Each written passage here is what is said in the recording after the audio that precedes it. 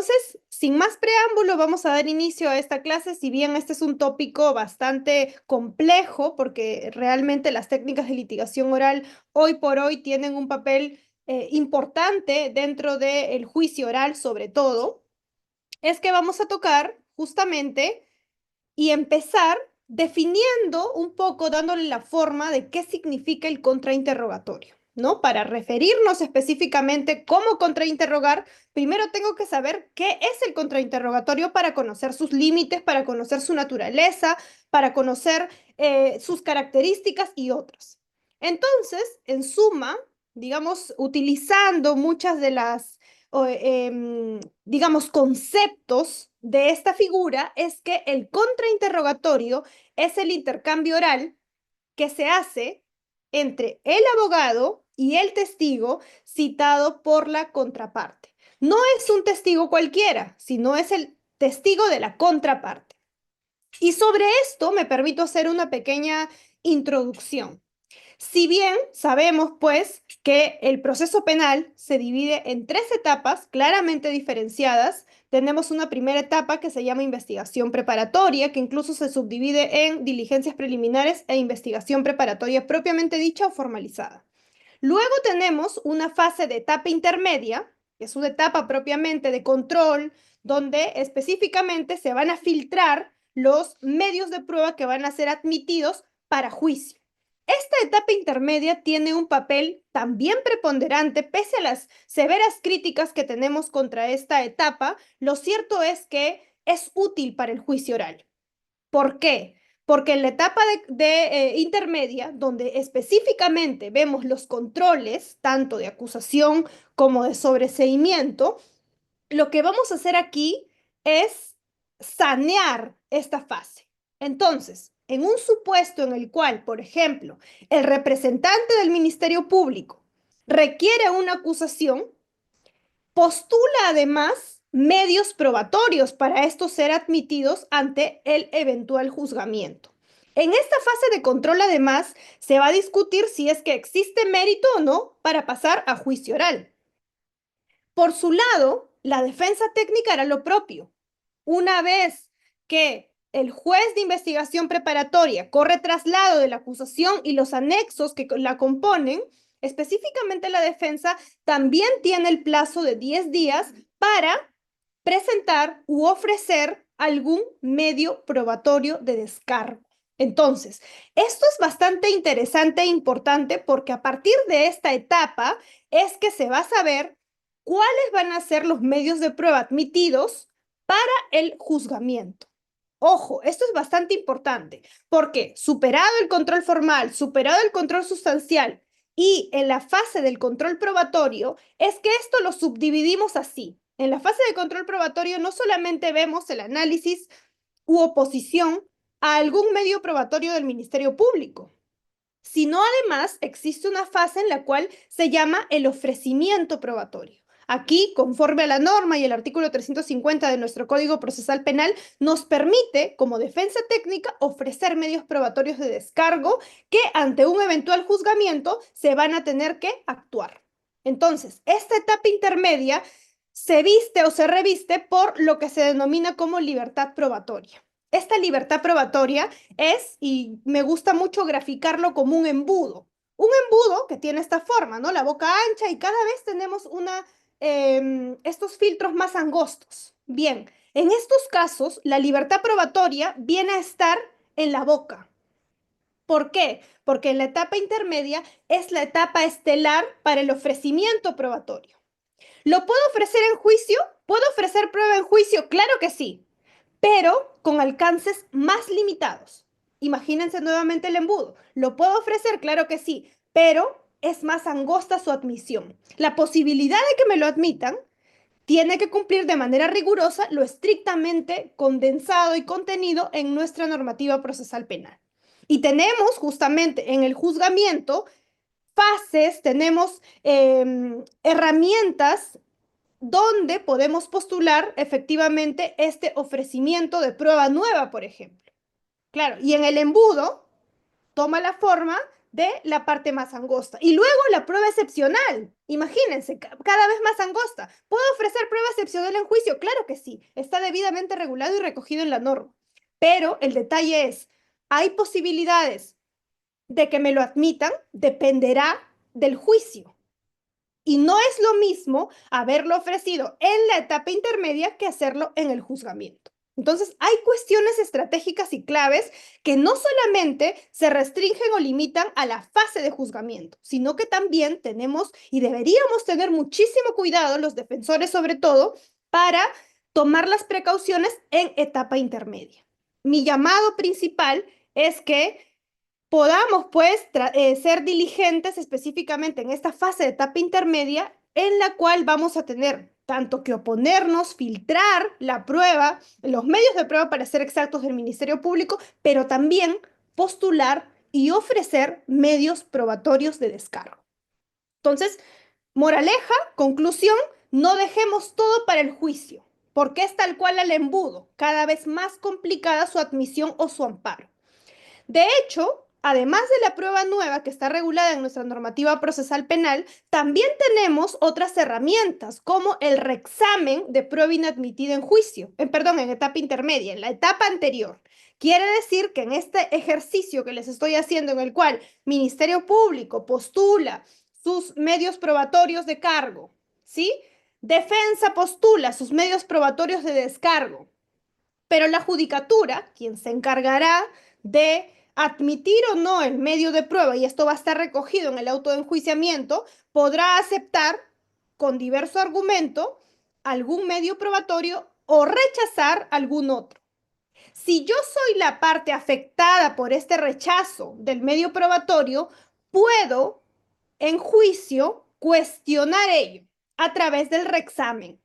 El reexamen me va a permitir que el juez, ya no de investigación preparatoria, porque esto pasó, se cerró en la etapa intermedia, sino el juez de juzgamiento pueda, su nombre también sugiere, volver a evaluar la admisión o en este caso la inadmisión de mi medio probatorio que a mi consideración debió ser admitido en la etapa anterior.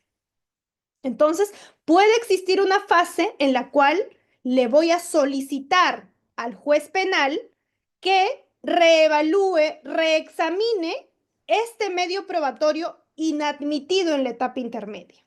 Esto lo puede hacer tanto Ministerio Público como Defensa Técnica, cualquier litigante. Pero también existe esta figura inversa, que se llama el reexamen negativo. Es cuando Fiscalía, o en este caso juzgado, ha admitido, por ejemplo, una prueba de la Fiscalía. Pero como defensa técnica, considero que no se debió admitir en etapa intermedia. Entonces, el reexamen negativo opera en sentido inverso. No voy a pedirle al juez penal que admita esta prueba, sino lo opuesto, que no la admite. Reexamine, señor juez penal, este argumento que utilizó el juez de investigación preparatoria para admitir este medio probatorio del Ministerio Público.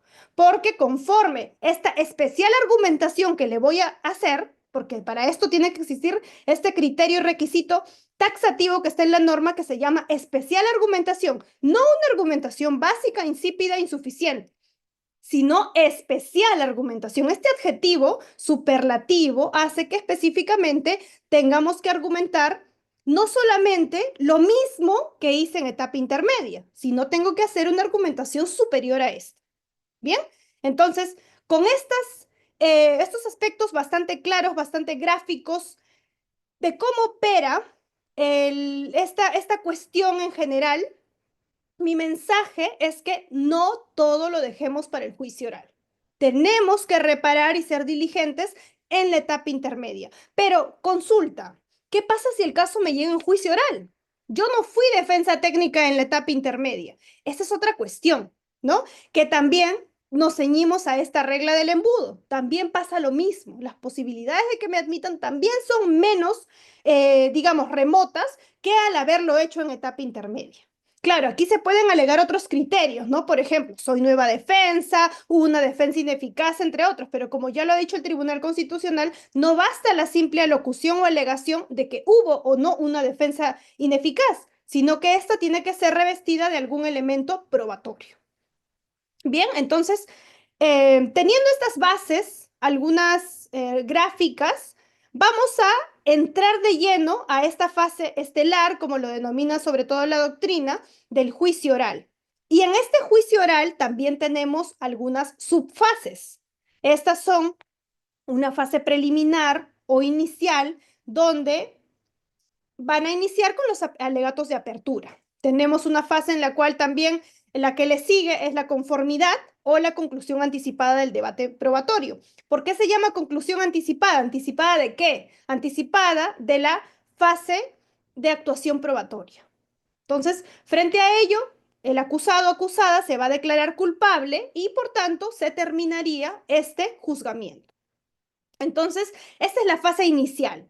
Pero tenemos una fase estelar también, que es la intermedia esta, que se llama actividad probatoria. En esta fase de actividad probatoria, que es si el juicio oral es lo más importante de las etapas, la actividad probatoria es la más importante del juicio. Es decir, es el núcleo de todo. Aquí vamos a ver desfilar una serie de testigos, una serie de peritos, y lo vamos a someter a lo que se conoce como el interrogatorio y el contrainterrogatorio. ¿Sí? Entonces, vamos a explicar un poco más en qué consiste esto y centrándonos en este contexto. Quisiera que nos ubiquemos aquí en esta fase de actividad probatoria. Bien, y al respecto, tenemos que el interrogatorio, ¿quién lo va a hacer? El Ministerio Público y la defensa técnica.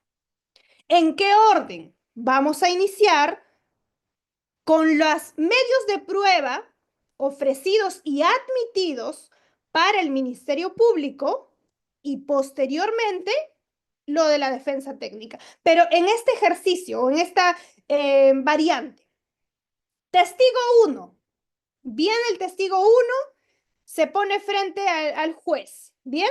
¿Quién interroga? El Ministerio Público, porque lo ofrece. En pocas palabras, interroga el litigante que ofrece ese testigo o perito. Si el testigo 1 fue ofrecido y se le admite al Ministerio Público, entonces interrogará este. ¿Y quién contrainterroga?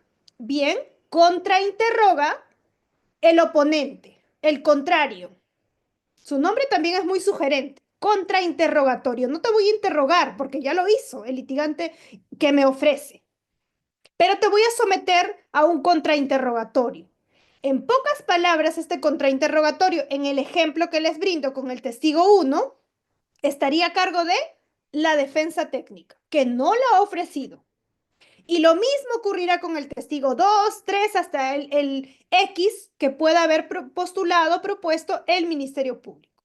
Culminado esto, no termina la actividad probatoria. Pasamos con este mismo ejercicio al de la contraparte. La defensa técnica también tendrá seguramente testigos o peritos que ofrecer. Vendrán y desfilarán uno a uno. ¿Quién interroga? El que lo ofrece. En este caso lo ofrece la defensa. ¿Y quién contrainterroga? El Ministerio Público, porque no lo ha ofrecido. Es el mismo ejercicio, las mismas reglas para ambos litigantes. Entonces, en suma, y desde un aspecto bastante genérico y general, el contrainterrogatorio es el intercambio oral que existe entre el abogado y el testigo citado por la contraparte, que se usa para transmitir información a través de preguntas y respuestas. No vamos a leer en juicio oral. La regla específicamente es que prima el principio de oralidad sobre la escrituralidad y otros principios adicionales conexos. Entonces, vamos a avanzar un poco más. El contrainterrogatorio como herramienta del control de calidad. ¿Qué significa esto? Vamos a tener fases también en el contrainterrogatorio. Si bien es algo bastante rápido, lo cierto es que hay que tener un contrainterrogatorio preliminar y un contrainterrogatorio en ese acto, en tiempo real. Me explico. En el contrainterrogatorio preliminar tenemos sí o sí como litigantes que revisar previamente declaraciones que haya tenido el testigo o dictámenes periciales del perito. No puedo osar presentarme en juicio oral sin haber revisado mínimamente estas declaraciones previas, porque si no, ¿con qué lo podría confrontar? Tendría una desventaja abismal frente al litigante que sí conoce el expediente. Entonces, esto también es otro punto importante y otra conclusión que vamos a dejar. Necesitamos, antes de contrainterrogar, revisar el íntegro del expediente y mínimamente, de manera detallada, tenemos que revisar las declaraciones previas que se ha tenido. Este es otro punto esencial. Por ejemplo, un testigo que haya rendido declaración no solamente ante el Ministerio Público, sino también ante la Policía Nacional del Perú. Es importante tenerlo en consideración sin discriminar una u otra porque son finalmente declaraciones previas. Y evidentemente, utilizando las técnicas correspondientes, se podrá evidenciar contradicción. Para evidenciar contradicción, y eso lo vamos a ver con detalle, primero debemos sentar las bases y posterior a eso tenemos que proceder con la evidencia, justamente confrontación con la contradicción o la declaración previa. ¿Cómo funciona esto? ¿Cómo es esto? Sentar las bases, ¿qué significa? Puntualmente significa ubicar al testigo o perito en el momento de su declaración. Por ejemplo, ¿usted ha declarado anteriormente? Sí. ¿Ha declarado en sede policial? Sí. ¿Ha declarado en sede fiscal? Sí. Bien. Este documento que le voy a presentar es su declaración. Por favor, revise este documento. ¿Lo lee bien? ¿Lo ve legible? ¿Es su declaración? Sí. ¿Con esta fecha? Sí. Esta hoja que está aquí, ¿esta es su firma? Sí la es. Ok. Señor juez, solicito permiso para utilizar la técnica de evidenciar contradicción. Y vamos a tener que identificar en la declaración previa cuál es la parte, fragmento que quiero evidenciar. Para esto tengo que subrayarlo, colocarlo de una manera que se pueda visualizar y le voy a pedir al testigo que dice, por ejemplo, una afirmación que se contradice con una declaración previa, que lea en voz alta lo que dice, el contenido de esa declaración, con la misma pregunta. ¿Bien? Entonces, eso implicaría justamente utilizar esta técnica de evidenciar contradicción, que es una de las técnicas reinas en el contrainterrogatorio. Porque a mi testigo de la contraparte no le voy a básicamente apoyar o ayudar que, por ejemplo, refresque memoria. Claro que sí lo puedo hacer, pero no es lo más recomendable o no es lo estelar.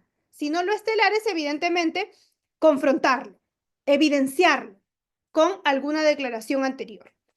¿Qué más hago previamente a mi contrainterrogatorio? Y esto forma mucho parte de la preparación para el contrainterrogatorio. Si bien mucho surge en tiempo real, en el momento, y por eso siempre nos dicen, ¿no? Es un arte saber hablar, pero es un arte mucho mayor saber escuchar. Entonces, forma parte justamente en el contrainterrogatorio presencial que yo sepa escuchar bien lo que dice, por ejemplo, en el interrogatorio este testigo, porque sobre esto se va a ceñir y se va a limitar mi contrainterrogatorio. Yo puedo haber llevado una maravilla de contrainterrogatorio. Pero si nada de esto se habla en juicio, yo no puedo introducirlo, porque quien introduce la información es el testigo. Bien, entonces, acá tenemos que dividir esto en dos. Contrainterrogatorio preliminar, que implica efectivamente el estudio, el análisis, la revisión de las declaraciones previas del testigo perito y además registros de alguna investigación, etcétera. Pero en la fase ya en tiempo real, que vendría a ser la presencial o en este caso virtual, pero en tiempo real, para ser estrictos, tenemos aquí que evaluar, en principio, las respuestas del testigo durante el juicio. Repito, tenemos que estar atentos. Y por otro lado, se requiere observar el interrogatorio de la contraparte para decidir si se debe contrainterrogar. También otro de los mandamientos del contrainterrogatorio es que muchas veces es mejor no hacer preguntas. Si yo no sé la respuesta o si esta puede perjudicar a mi teoría del caso, no hay que ser ambiciosos y hay que abstenernos de contrainterrogar.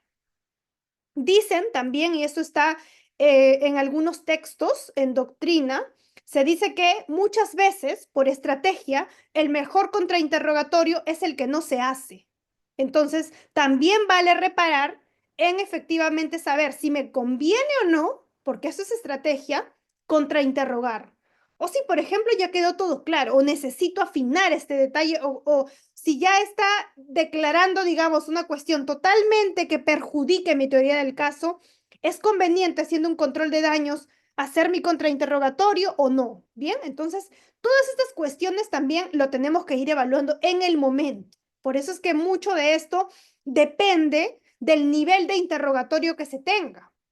Puede haber declarado algo interesante, pero que al final no lo sabe aprovechar el interrogador. Y el contrainterrogador puede, de alguna forma, obtener alguna ventaja para su teoría del caso. Mucho va a depender, como les digo, de las cuestiones en tiempo real. Avanzamos. Como les decía, los elementos del control de calidad en el interrogatorio los podemos identificar en estas cuestiones: coherencia, precisión, imparcialidad y lenguaje corporal y actitud. Coherencia, porque aquí tenemos que hacernos la siguiente pregunta.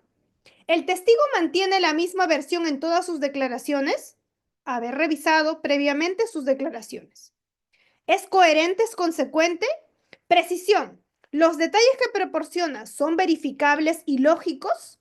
Tercero, imparcialidad, un punto relevante. ¿Tiene ese testigo algún interés en el resultado del juicio? Y por otro lado, también importa, ¿no?, el lenguaje corporal y la actitud. Muchas veces esto es lo que se denomina la psicología del testimonio. ¿Cómo respondes ante algún supuesto contexto? Siguiente. Este contraexamen de testigo tiene algunas reglas que vamos a observar. Una de ellas es, por ejemplo, que contrainterroga al litigante que no propuso al testigo. Eso lo hemos dicho de una manera inicial. Contrainterroga el que no lo propone. Interroga el que propone al testigo. Se va a admitir la confrontación con sus propios dichos y con otras versiones. Esto es el uso de declaraciones previas. Puede ser para refrescar memoria o puede ser para evidenciar contradicción. En ambos supuestos se van a sentar las bases, pero tienen finalidades distintas. La primera, el refrescamiento de memoria, surge o se aplica, se invoca cuando el testigo, por el paso del tiempo, por ejemplo, no recuerda muy bien alguna situación. Y vamos a tener, como la técnica indica, que refrescarle la memoria haciéndole leer en voz baja su declaración previa. Sin embargo, el uso de declaraciones previas para evidenciar contradicción es más bien confrontarlo con algo que dijo previamente. Y como voy a confrontar, no voy a hacer que lea en voz baja para que se rectifique, sino más bien evidenciar esto ante el tribunal. Se sugiere, por tanto, estar muy atento a las preguntas, porque tenemos que atender a las objeciones. Entonces, también es otro punto importante acá, que tanto para el interrogatorio y el contrainterrogatorio se someten o se pueden utilizar el uso de herramientas como las contradicciones, que nos va a permitir y que se tienen que resolver, ojo, de manera inmediata. Entonces, si no estamos atentos y se respondió a la pregunta, da igual que yo haya objetado, porque ya ha sido agotado, extemporánea la objeción. Tengo que haberlo hecho en el momento. Por eso muchas veces, como una de las reglas que hace el director de debates o directora de debates, como lo es el juez o juezas, indican a los testigos, por ejemplo, espere por favor 5 segundos. Cuando se hace la pregunta, espere un momento antes de responder, ¿no? Porque ahí se da un poco el desfase muchas veces en la virtualidad y demás, que ya se respondió y la objeción llegó muy tarde. Ya llegó cuando se había terminado de responder. Pasamos a la siguiente pregunta. Y de alguna forma aquí tenemos que ser bastante estratégicos, pero a la vez ágiles con esta cuestión. Ahora, otro punto adicional, que para el contraexamen de testigos también, y acá están los dos puntos que les he dicho, las herramientas que utilizamos son estos dos supuestos. Este artículo que les he mencionado, 378.8 del Código Procesal Penal, nos permite que utilicemos estas declaraciones previas en dos supuestos. Ayudar a la memoria, refrescar la memoria, el objetivo mejorar la calidad de declaración actual. Se ha desviado un poquito, vamos a tener que reconducirla para que declare conforme a lo que en teoría debería ser, porque es algo que ya ha declarado. Se entiende que es lo mismo que se va a replicar de alguna forma o explicar de una manera mucho más detallada o precisar. Pero en el caso el caso de evidenciar contradicción o constatar o superar contradicciones, aquí sí el objetivo es atacar la credibilidad de la declaración actual. Atacarlo, lo voy a confrontar con lo que tú has declarado, es tu dicho contra tu dicho. Entonces necesito utilizar las declaraciones previas. Ahora, algunas diferencias que puedan existir entre el interrogatorio y el contrainterrogatorio. En el caso del interrogatorio, el protagonista es el testigo. Vamos a tener que hacer preguntas abiertas como el qué, cómo, cuándo, dónde, donde tiene que responder de manera tal vez detallada, amplia, el testigo. Las preguntas son básicamente las de contextualizar, situar en ese momento y tratar pues de reconducir correctamente el interrogatorio. Pero no hay tanto arte como hacerlo en el contrainterrogatorio, porque aquí el protagonista es el litigante. El litigante es quien efectivamente va a tener que utilizar la estrategia de hacer una pregunta de tal forma que se pueda responder, por ejemplo, utilizando preguntas sugestivas. Lo vamos a ver a continuación de cómo es una pregunta cerrada, cuál es una pregunta sugestiva. También puede hacer el contrainterrogador una pregunta cerrada. Y también puede hacer preguntas abiertas, claro que sí, pero no es lo recomendable. ¿Por qué no es recomendable hacer preguntas abiertas en un contrainterrogatorio? Porque la idea es no dar pase para explayar o explicar una cuestión que se puede descontrolar. Recuerden que en el contrainterrogatorio la regla es que si yo no sé la respuesta o si tengo dudas respecto a la respuesta, es mejor no preguntar, ya les he dicho. A veces el mejor contrainterrogatorio es el que no se hace. Entonces, tampoco se pueden arriesgar en que le hago una pregunta de tal forma que se explaya y me dice toda una cuestión que incluso puede perjudicar o poner en riesgo mi teoría del caso. Por eso es que el arte está en elaborar una pregunta de tal forma que el testigo me pueda responder con un sí o con un no o con una pregunta sugestiva en la cual yo ya le voy a incluir una respuesta en la pregunta y me diga, sí, es correcto, así es, ¿no? O no, etcétera. Pero algo que no le permite explayar, pregunta. Si yo le digo al testigo, a ver, señor testigo, muy buenos días, soy Jacqueline López, le voy a hacer algunas preguntas, por favor, le pido que me responda con un sí o con un no. ¿Ha entendido? Y no me responde. ¿Ha entendido, señor testigo? Sí, correcto. Por favor, si no me logra escuchar, me avisa porque yo voy a hacerle y formularle la pregunta de tal manera que usted me pueda responder con un sí o con un no. ¿Está correcto? ¿Está de acuerdo? Sí, ok. Iniciamos con el contrainterrogatorio, haciendo preguntas. ¿Y qué pasa si el testigo me dice sí y se quiere explayar? Yo tengo que decirle, ya, señor testigo, ya respondió. No me diga nada más, no quiero escucharlo, no me hable nada. ¿Eso puedo hacer en el juicio? Si yo ya le dije, respóndeme solo con un sí o con un no, pero él se quiere explayar. ¿Yo puedo limitar el contrainterrogatorio? No, no puedo hacerlo. Por eso es que aquí, nuevamente, el arte está en hacer la pregunta de tal forma que me responda con un sí o con un no. Pero claro, hay algunas cuestiones que no podemos controlar, porque nosotros no conocemos cómo es el testigo, su carácter, su temperamento y muchas otras cuestiones que depende de la personalidad. Hay personas que le gusta, pues, dar una afirmación, pero siempre explicando, sí, porque tal cuestión. ¿Por qué no denunció ese mismo día, por ejemplo? No, no, no lo sé. Una cuestión así. ¿Usted denunció el día tal? No, no, pero lo hice al día siguiente porque ese día había sucedido tal cuestión y explica. Entonces, ese es el detalle, que yo no puedo limitar al testigo a declarar porque está hablando. Simplemente no puedo decirle ya, no quiero escucharlo, por favor, voy a pasar a la siguiente pregunta y lo atropello. No se puede. Se debe procurar, evidentemente, obtener una respuesta cerrada, pero no lo podemos limitar. Entonces, nuevamente, el testigo no es el protagonista, sino es el abogado, porque si se dan cuenta, el arte está en cómo formular la pregunta. Bien, ahora, hay algunas técnicas que se pueden utilizar, como por ejemplo, una estructura más temática. Si bien en el caso del interrogatorio, lo que prima sobre todo y se recomienda hacer una construcción cronológica, porque voy a tener que ir situando y además al juez, poniéndolo en un contexto, ¿no? De cómo sucedieron los hechos, cómo premeditó esta persona y finalmente cometió este hecho y qué hizo posteriormente, escondió el cuerpo, etcétera. ¿No? Toda una construcción de tal forma que se entienda la cronología. En el contrainterrogatorio no necesariamente me debo ceñir a una cronología. Nuevamente, el protagonista es el abogado y para esto tiene un estilo que se puede utilizar con temáticas o tópicos. Estas temáticas o tópicos son aquellos que van a marcar y a mi consideración y lo que yo recomiendo es hacerlo desde lo más fuerte e ir bajando la intensidad y probablemente terminar con algo o con un golpe también fuerte. Entonces, es un estilo, puedo empezar de lo más débil a lo más fuerte o al revés, de lo más fuerte a lo más débil o hacer intervalos, depende del estilo del litigante.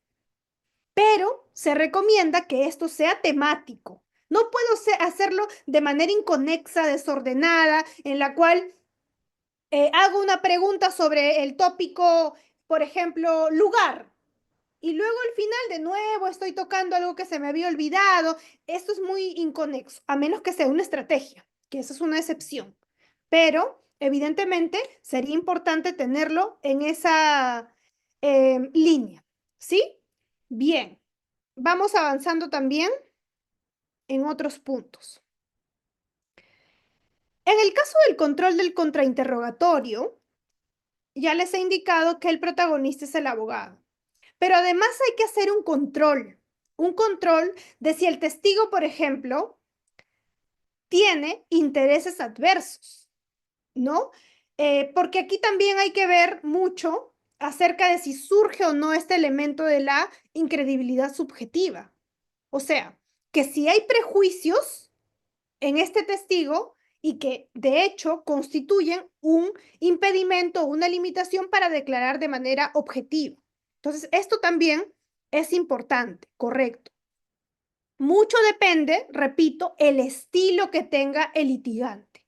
Puede hacerlo de la forma que considere, pero la idea es que tenga ya planificada su forma, que trate de no improvisar en la marcha, porque en el contrainterrogatorio mucho es de lo que ya debemos revisar con anterioridad. Tenemos que haber revisado mínimamente las declaraciones previas que tuvo dicho testigo que va a declarar. Leer mínimamente el dictamen pericial de este perito que se va a presentar el día de hoy. No puedo simplemente en la marcha, bueno, de lo que escucho, soy tan buen contrainterrogador que de lo que escucho yo voy a sacar acá mis preguntas estrellas, sí, pero no sería tan excelente como haber revisado antes para poder pulir y sacar una mejor información que ayude, de hecho, a mi teoría del caso. Claro, como aquí me ponen, ¿no? Los doctores, el control de la palabra y la seguridad es imprescindible, correcto. Mucho importa también cómo le formulo la pregunta. Porque imagínense que los testigos son ustedes, pues, que saben muchísimo acerca de estas técnicas. Entonces, sería una vergüenza para el colega que haga una pregunta tímida, totalmente insegura, en la cual no se sabe, estoy arriesgándome y se nota, huelo su riesgo. Lo ideal no es eso. Evidentemente, claro, el control de la palabra y la seguridad son piezas fundamentales. Y para tener seguridad, yo debo haber revisado. Yo no puedo estar segura, por más de que pues sea la mejor contrainterrogadora, si no reviso mi caso, no es lo mismo. Podré ser muy buena en lo que sea, pero no en este caso. Y para ganar ese caso debo haberlo revisado. Siempre. ¿Sí? Ok, muy bien. Claro, correcto. Frente a ellos se objeta. Así es, correcto, correcto, tal cual. Bien, avancemos. Entonces, en este contexto, como vamos avanzando y estoy segura que ustedes están comprendiendo ello, igual vamos a tener esta fase para preguntas y si no, vayan formulándolas también, vamos a ir viendo esto, pero les estoy dando algunas bases que van a importar bastante. Entonces, otro de los tips, no repetir el interrogatorio. Si bien el contrainterrogatorio se va a ceñir, se va a limitar, este es el conjunto sobre el cual, o el marco sobre el cual yo voy a desplegar mi contrainterrogatorio, puede ser en todos los puntos, algunos puntos centrales, estratégicamente. Lo cierto es que el contrainterrogatorio no es pues un repeat del interrogatorio. No puedo repetir el interrogatorio. Porque para empezar es una pregunta repetida, que están prohibidas, ¿no? Y no se puede hacer. Ahora, claro, como me dicen, no salir de pesca. Por eso les digo, muchas veces el mejor contrainterrogatorio es aquel que no se hace. Porque si no estoy segura de la respuesta que me van a brindar, imaginemos que la respuesta ponga en riesgo, ponga en jaque mi teoría del caso. Solo por una mera ambición o porque no preparé mi contrainterrogatorio. ¿Qué pregunto? Y se me va, se me dispara. Entonces, claro que pongo en riesgo mi teoría del caso. Entonces, no repetir el interrogatorio. Además, están prohibidas las preguntas repetidas. Lo que puedo hacer es una pregunta de precisión, una pregunta de detalle, pero yo no puedo hacer una pregunta repetida. No puedo formular la misma pregunta que hace el Ministerio Público o la misma pregunta que hace la defensa técnica. Está prohibido repetir. ¿Sí? A menos que sea muy favorable, aquí puedo hacer preguntas de precisión, pero no repetidas. Otro punto, no darle al testigo la oportunidad de explicar. Es lo recomendable, pero claro, les digo, no podemos controlar ni saber qué va a decir el testigo. Recuerden que es el testigo de su contraparte. No va a ir, digamos, como un caramelo en dulce a sonreírte como porque lo vas a contrainterrogar, evidentemente. Pero aquí está el arte justamente de formular una pregunta de tal forma que esté acomodada para que solo me responda esto. ¿No? Hacerle una pregunta sugestiva sobre todo. Por eso les digo, ¿están permitidas las preguntas abiertas? Sí, están permitidas las preguntas abiertas. Pero no se recomienda hacer preguntas abiertas porque le doy mucha oportunidad de explicar, que él ya lo tuvo incluso en el interrogatorio. ¿Sí? Y por otro lado, otro de los puntos que muchas veces se nos llama la atención, ¿no? Es no argumentes, porque esto está orientado y está separado estrictamente para los alegatos de clausura. En los alegatos de clausura sí voy a dar mi punto de vista, cuál es el significado probatorio que tiene este testigo, todas las contradicciones que ha venido a traer en juicio, etc. Pero muchas veces gana pues la euforia, ¿no? Y queremos hacer una palabra que termine de rematar esto, pero lo recomendable, según nuestras técnicas de litigación, es que no argumentemos y no aleguemos porque esto está separado para los alegatos finales, ¿no? Por eso se sugiere que esto se deje al punto de la conclusión, los alegatos de clausura. Bien, eso es importante. Ahora, avancemos. La importancia del contraexamen. ¿Por qué es importante hacer un contraexamen? Ya les he dicho que esto mucho depende de la estrategia, pero muchas veces decidimos hacer el contraexamen porque tenemos mucha información que evidenciar. Hay testigos que consciente y dolosamente saben que han mentido y que han sostenido versiones tan variadas que luego en juicio nos brindan o una tercera versión o una versión inicial. Entonces, ¿qué te creo, testigo? ¿Lo que me declaraste ante la policía o lo que me declaraste ante fiscalía? ¿Por qué es más válida la de la policía que la de la fiscalía? En pocas palabras, yo tengo que ubicar, por eso sus declaraciones previas, para evidenciar los puntos concretos aquí. Es importante por esto que mediante el contraexamen se va a poder ilustrar a un tribunal que no sabe nada del caso, que recién se está enterando con la alocución de los alegatos de apertura, etcétera, ¿no? Entonces, justamente vamos a tener que ya tiene una versión el tribunal con el interrogatorio, ¿sí o no? Ya tiene una versión inicial. Ya tiene una versión de que esta persona básicamente es o ha utilizado su posición para cometer el delito. Ya tienes una preconcepción de lo que pudo pasar en el interrogatorio. Y ahora toca desacreditar esa postura. Y acá mucho depende también de nuestra teoría del caso. ¿Qué es la teoría del caso? Es la hoja de ruta que tengo como litigante.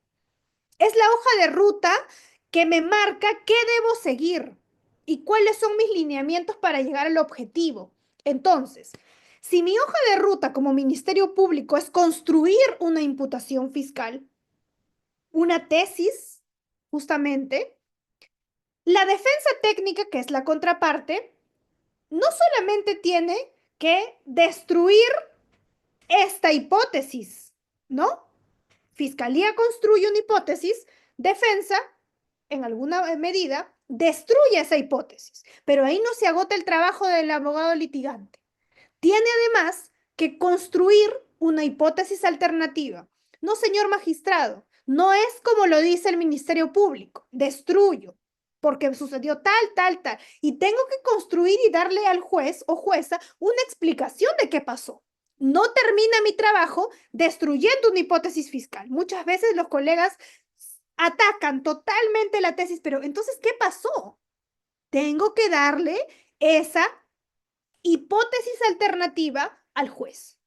Entonces, muchas veces, siguiendo mi teoría del caso, es que yo puedo desacreditar al testigo porque ha mentido, porque sus declaraciones son contradictorias, porque qué casualidad que aquí en juicio recuerdas todo a perfección, pero cuando te citaron a declarar me decías que no recuerdas nada. El paso del tiempo más bien te ayuda a recordar, ¿no? Y muchas otras cuestiones adicionales. Entonces, también, una de las herramientas, como lo es el contrainterrogatorio, permiten desacreditar, confrontar, evidenciar alguna contradicción del testigo. Y también permite darle al tribunal otra versión. No era así como te había contado esta información. Y no era la persona que parecía y que hizo creer el Ministerio Público. Atacar al testigo, atacar el testimonio. Atacar en el sentido jurídico de la palabra. Claramente no está atropellar, no está faltar el respeto con ello. Bien, entonces eso implica sobre todo tener en cuenta esto bastante. Por eso repito, una de las claves para esto, ustedes no pueden ir a un juicio y no pueden hacer un contrainterrogatorio si no han revisado si esta persona tiene declaraciones previas. Porque si no, ¿qué confronto? Y si bien esta es su primera declaración, ¿por qué en su oportunidad no se presentó al Ministerio Público? ¿Por qué surgió este testigo tan importante y nunca lo ha solicitado en la fase anterior? ¿Qué pasó aquí? ¿No? Entonces, hay mucho que revisar aquí. Previamente, declaraciones. Bien, avancemos. Entonces, ¿cuál es el objetivo del contrainterrogatorio? El objetivo del contrainterrogatorio, y por eso es que puse esta imagen, es bastante gráfica porque me permite explicar un poco mejor. ¿Conocen qué es el tamiz? El tamiz es un poco lo que tenemos aquí como un colador. En pocas palabras, es un colador. Bien, justamente el objetivo del contrainterrogatorio es que el interrogado, testigo, perito, pase por este tamiz. Tu declaración no va a ser así de simple, no va a pasar tan sencillo, ¿no? Como un vehículo tan sencillo al juez. Para eso existe el control de calidad. El control de calidad lo hace este tamiz y ahí está el trabajo del abogado litigante. Ahí está nuestro trabajo. Pasarle al juez esta información, pero previo un control de calidad. No le vas a creer tal cual lo que dice, porque en el caso concreto, en el ejemplo, esta persona está plagada de contradicciones. No puede pasar esto. Soy este tamiz, este colador, ¿no? Eso es importante, tener mucho en cuenta esta cuestión. Entonces, es un mecanismo para evaluar la credibilidad del testimonio o del testigo y la veracidad de este testimonio. Es bastante importante tener en cuenta esta cuestión. Entonces, avancemos. Entonces, con este tamiz nos permite hacer el control de calidad y por tanto la información no pasa así de manera directa. No es solamente una versión de un litigante, ya sea fiscalía o ya sea defensa, sino aquí va a pasar por el control de calidad. Lo propio será con el Ministerio Público. No va a pasar así tal cual. Va a tener, si su consideración es así, que pasar por ese tamiz. Y ese tamiz son las preguntas que se van a formular al testigo o al perito. Entonces, esto es básicamente en gráfico lo que implica el contrainterrogatorio. Es un mecanismo para evaluar tanto la credibilidad del testigo como la veracidad de su testimonio. ¿Qué tanto te puedo creer, testigo, que has sido condenado por declarar falsamente en un juicio anterior? ¿Qué tanto te puedo creer, testigo? Aquí atacamos el testimonio. Que me dijiste una cosa a nivel policial, me dijiste otra a nivel fiscal y aquí en juicio me dices algo totalmente diferente a las dos opciones anteriores. Atacar o desacreditar la veracidad del testimonio. Esto permite detectar inconsistencias, incongruencias, falsedades, etc. Recuerden también que nosotros no podemos ir gratuita y ligeramente a declarar falsedades ante un juicio. Esto incluso es un delito. Entonces debemos tener el absoluto cuidado con ello. Muchas veces hay intereses personales que revisten muchas veces algún interés en el éxito o no de un proceso, que se proponen testigos inexistentes. Y esto también es otra cuestión que tenemos que evaluar. Hay muchas cuestiones adicionales y por tanto les repito, el control de calidad lo hacen los litigantes. Cada uno decide si utiliza o no su tamiz. Puede ser que yo no quiero que pase así porque está clarísima la contradicción. Se contradijo en el propio interrogatorio. Ya no tengo nada más que agregar. O incluso puede ser que esta persona se vaya por otro lado que pone en riesgo, pone en jaque mi teoría del caso. Por eso no hago contrainterrogatorio. Depende. Yo decido si utilizo o no este tamiz. Bien. Entonces, los objetivos de este contraexamen o contrainterrogatorio son puntualmente afectar de alguna manera la credibilidad personal del declarante. Esto implica que tengo que revisar si este testigo o perito tiene, por ejemplo, algunos antecedentes penales pretéritos, no antecedentes en relación a otro delito. Por ejemplo, tiene antecedentes porque fue condenado por haber manejado en estado de ebriedad o tiene antecedentes por omisión a la asistencia familiar, pero no tiene relación con el caso concreto. No puedo utilizarlo, pero sí me importa, por ejemplo, si esta persona tiene antecedentes penales por haber declarado falsamente en otro juicio. Algo más flagrante, algo totalmente flagrante. La conducta del testigo también importa, ¿no?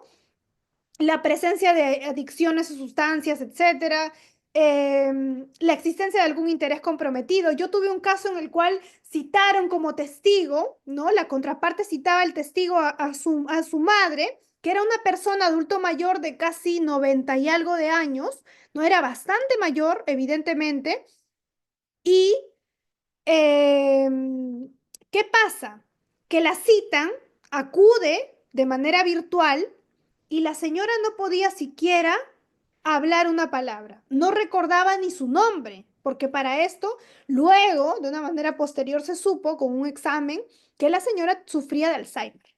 Entonces, lo habían citado y la habían utilizado para que declare pues un sí o un no, y ahí estaba el abogado al costado que le inducía las preguntas, y evidentemente esto no podría utilizarse como una prueba, y aquí está nuevamente el tamiz, ¿no? Declaraba en contra, sí, te quieren quitar tu casa, o el abogado mismo, o el fiscal mismo le hacía las preguntas. A ver, ¿qué sucedió tal día? No entendía.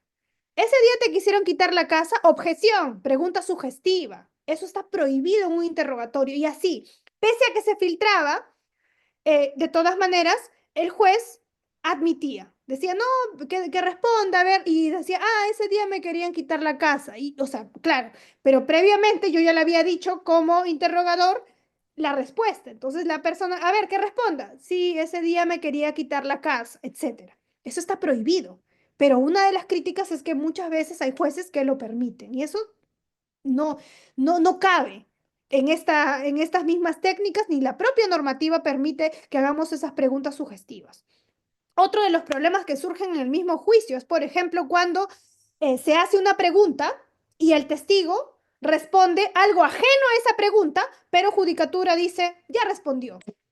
Pero no ha respondido a la pregunta, ha respondido cualquier otra cosa ajena, circunstancial, periférica, pero no la pregunta, hizo una pregunta puntual. No, objeción, ya respondió. Tenemos esos problemas, lamentablemente. Sí los tenemos en juicio. Acá me pregunta el doctor Rolando, ¿qué pasa si el testigo se contradice? ¿Cuál es el procedimiento? Claro, es que si se contradice, utilizamos la técnica de evidenciar contradicción. Para esto, tengo que utilizar sus declaraciones previas para evidenciarle contradicción, ¿no? Entonces utilizo esta técnica de evidenciar contradicción.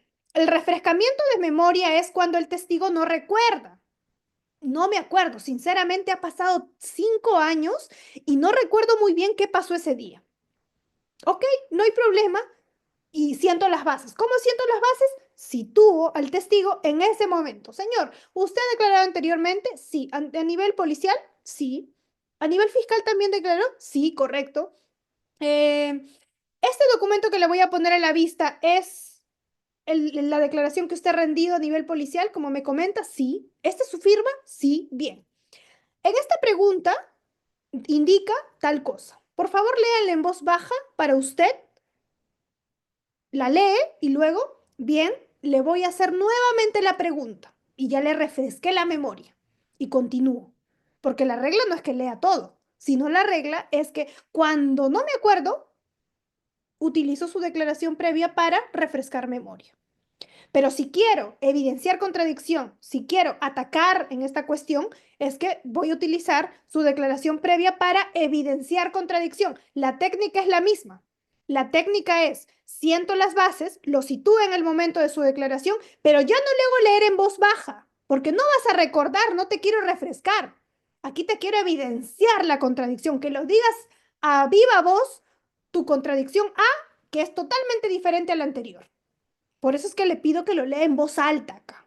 Lea en voz alta, por favor, esta pregunta. Y salía a las 6 de la tarde. Pero me dijo usted que había salido en la mañana. Evidencia la contradicción. Bien, entonces avancemos.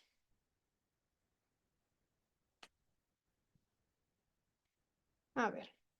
Nos dicen también cómo debe preguntar el fiscal para introducir hechos al testigo agraviado. Claro, es que si quiero interrogar, tengo que hacerle preguntas abiertas. El fiscal, el representante del Ministerio Público o el otro litigante que interroga va a tener que construir y en función a su teoría del caso, va a tener evidentemente que indicar y que responder a una cronología. Se sugiere sobre todo que sea un relato cronológico porque el testigo pues no va a adaptarse al ritmo que le comentemos primero lo último, luego algo intermedio y al final otra cuestión muy desorganizado, desordenada. Lo ideal es de cero. Empecemos tal día.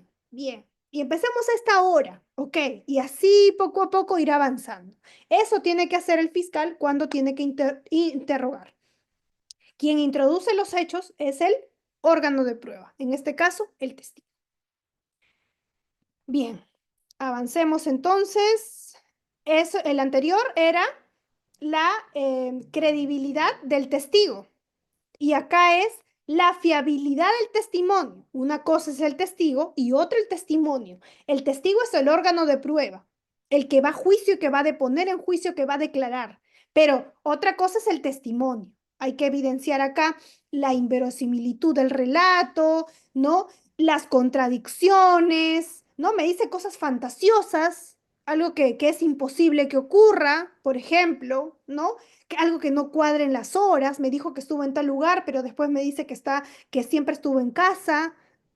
Hay contradicciones. Bien, entonces aquí testimonio. Ok, ahora avanzamos. Fíjense, tan importante es tener, y acá les tengo un recurso de nulidad a propósito de esto anterior, ¿no? En el caso de inverosimilitud del relato o en el caso de la credibilidad de la persona declarante, sobre todo esto, ¿ya? ¿Quién es la persona que me viene a declarar hoy como testigo, por ejemplo? Justo ese testigo es un coimputado en el caso, que ha tenido y ha tenido una sentencia de terminación anticipada, por ejemplo, ¿no? Y ahora es presentado como testigo. Y fíjense lo que dice la Corte Suprema, recurso de nulidad 759-2019, Selva Central, esto es el 2021. La Corte Suprema establece que la declaración de un coimputado, muchas veces el mismo coimputado también declara, ¿no? Y en este caso se transforma en un testigo impropio, un propio coimputado, como ejemplo, un delito X, estafa agravada. Bien, hay un autor y hay un supuesto cómplice. El autor es aquel que habría reunido, desplegado actos para cometer el delito propiamente de estafa. Por ejemplo, publicando en el diario, en un diario de circulación nacional, que se vende un carro, pero el carro no existe y la oficina no existe, la empresa no existe, nada. Bien, entonces el cómplice es aquella persona que prestó su cuenta para que sea depositado ese dinero ilícito, maculado, y ahí está la construcción del Ministerio Público. ¿Qué pasa? Y esto pasa muchas veces, ojo, en juicio oral, ¿qué pasa? Que uno de ellos, por ejemplo, el que prestó su cuenta, como ya no tiene seguramente alguna estrategia de defensa, qué sé yo, o por recomendación de su abogado, dice, bueno, me voy a declarar culpable. Me voy a declarar culpable y me quiero someter a la conformidad. Sentencia de conclusión anticipada. Y eso es un caso real. Un juez acepta esa conclusión anticipada cuando evidentemente también hay jurisprudencia que indica que para aceptar una conformidad tengo que emitir una sentencia y con esto someterlo a un control. Pero hay casos en los cuales dicen, sí, y al final emito la sentencia, que sigue el juicio, pero como tú ya te has aceptado tus cargos, vas a ser mi testigo impropio. Es una desnaturalización completa, ¿ok? Así ya no eres coimputado, ahora eres mi testigo impropio, no importa, pero vas a declarar lo que has indicado. Que tal persona te obligó, te indicó que saques la cuenta y te pagó $5 por ese tema. Entonces, se utiliza a este coimputado como un testigo impropio que evidentemente tiene un interés porque va a tener un beneficio procesal y demás, ¿no? Pero la Corte Suprema dice que la declaración del coimputado no reviste prueba suficiente para establecer una condena.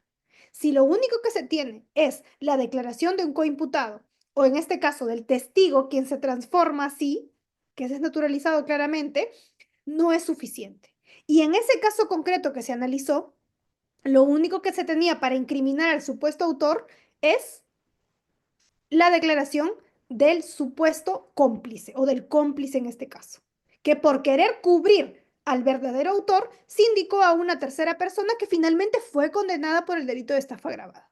Entonces, todas estas inconsistencias se pueden ver en juicio, pero hay que estar al día con la jurisprudencia, por ejemplo, de que muchas veces se ha pasado casos en los cuales se ha declarado nula una sentencia de conformidad porque, en teoría, como se había establecido y ese fue el criterio de la Corte Suprema, no puede existir cómplice sin autor. Tú te declaras culpable como cómplice, pero no te puedo condenar así si no existe el autor. Entonces, todo esto se utilizó, justamente utilizó de una forma indebida el Ministerio Público para que este coimputado ahora sea un testigo impropio y por tanto despotrique contra el supuesto autor para lograr la condena. Entonces, tengamos en cuenta también estas deficiencias que tenemos en nuestro sistema. Finalidades perseguidas por el litigante. En este caso, restar credibilidad al testigo, ya lo hemos dicho, ¿no? Reducir la veracidad al testimonio y resaltar información que pueda favorecer la teoría del caso del contrainterrogador. ¿Qué me dijo en este momento tal cosa? Listo, quiero resaltar esta cuestión. Usted nos dijo tal cosa en el interrogatorio, ¿cierto? Bien. le hago la siguiente pregunta y así sucesivamente. Un ejemplo de contrainterrogatorio que se ve bastante, por ejemplo, por citar, perdón, otro delito, delitos sexuales o delitos de tocamientos indebidos, que es también bastante recurrente, ¿cierto? Ejemplo, a ver, hay una psicóloga, perito psicóloga, que hace un informe psicológico evaluando a una supuesta agraviada. ¿Bien? Ok. En el informe se van a consignar pues técnicas, instrumentos, objeto y conclusiones. En las conclusiones tenemos que no hay afectación psicológica para el supuesto delito. Era un caso, les cuento un poco, de unos enamorados adolescentes que habían tenido relaciones sexuales. Pero esta señorita le faltaban 10 días para cumplir 14 años y el joven ya tenía 18 años. Entonces, este caso se tramitó vía violación sexual de menor de edad.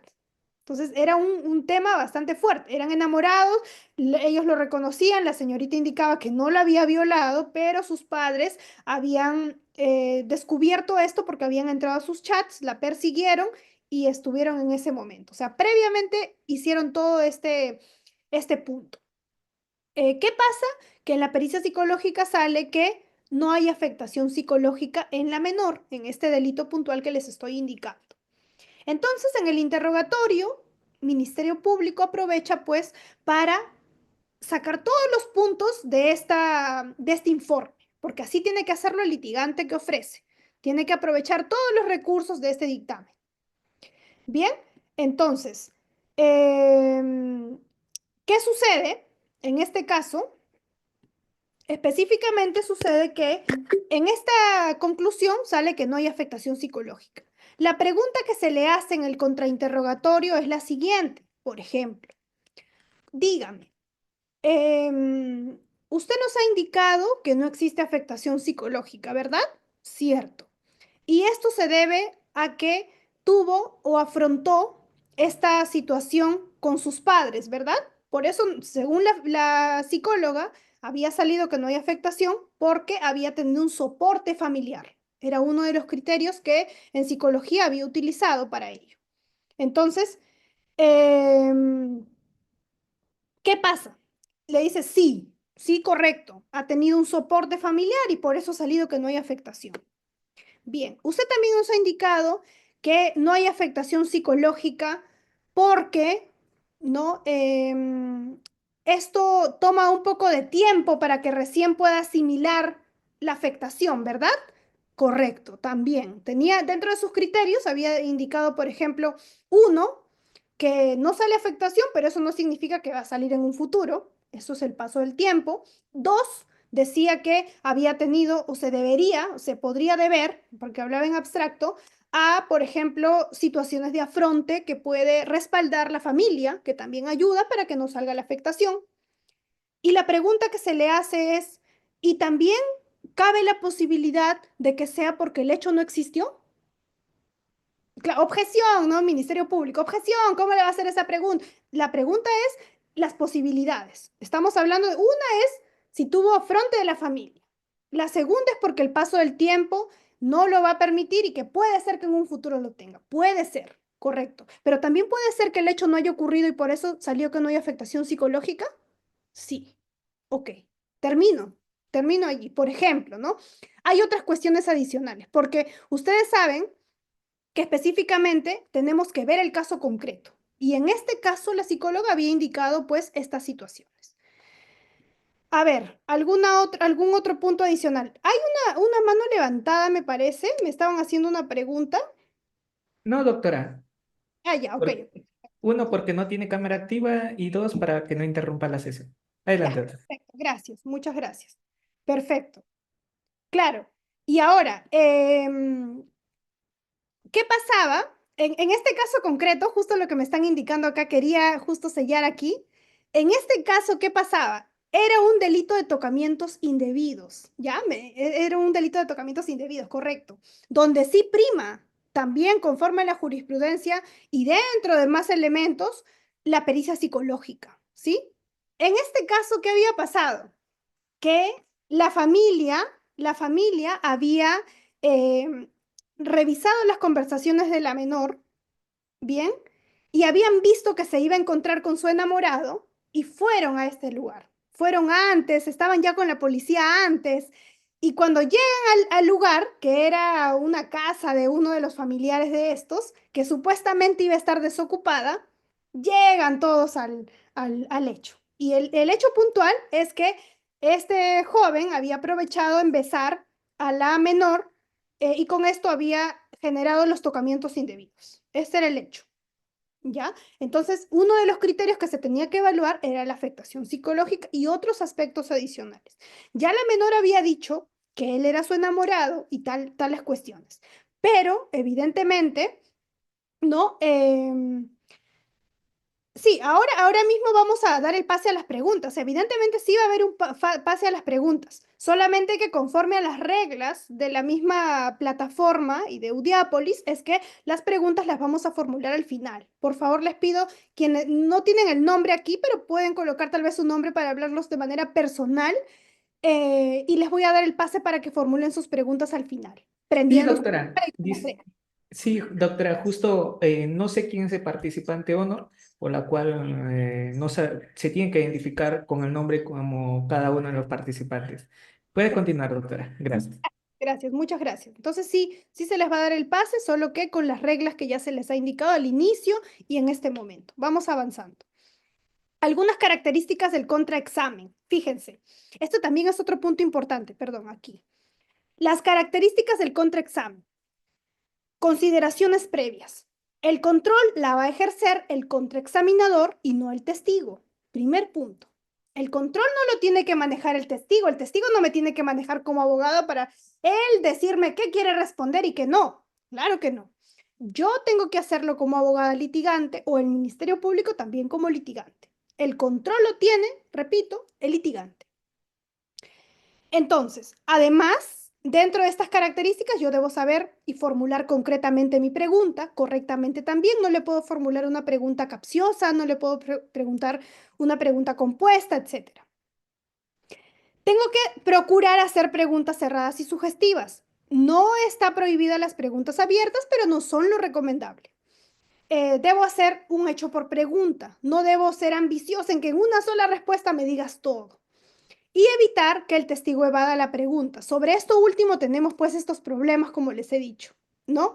Em, Sobre todo porque muchas veces, como ya les he indicado, el testigo responde una pregunta o responde algo que no necesariamente responda a la pregunta. O sea, su respuesta por las ramas, pero según la judicatura ya respondió. Siguiente pregunta. Cuando no es realmente que no ha respondido la pregunta. No hay que responder por responder. Hay que responder a la pregunta que formule el litigante. Bien, esto también es importante. Ahora, siempre debemos contraexaminar lo que en un momento inicial se decía y la regla de oro.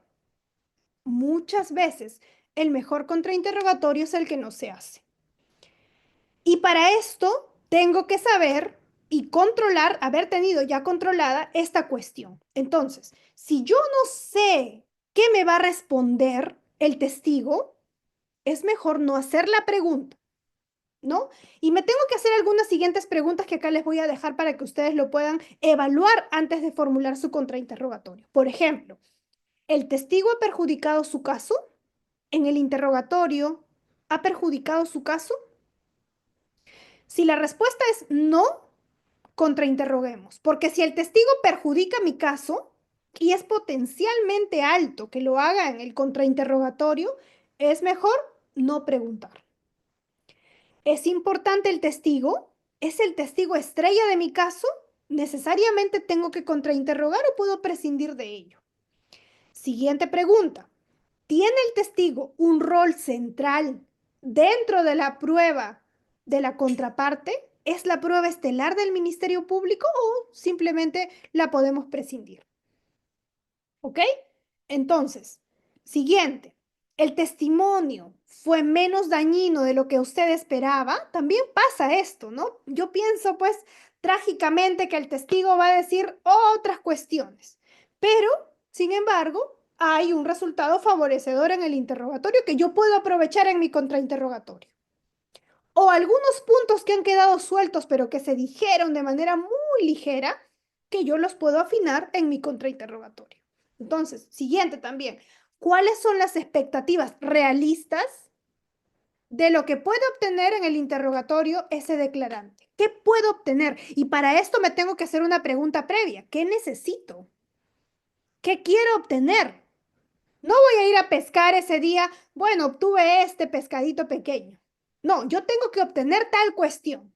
Este es mi objetivo. Y no voy a terminar mi contrainterrogatorio si no saco esta respuesta, ¿no? Cuento con un mecanismo de control para poder enfrentar una mala respuesta del testigo. Sé cómo reponerme rápido.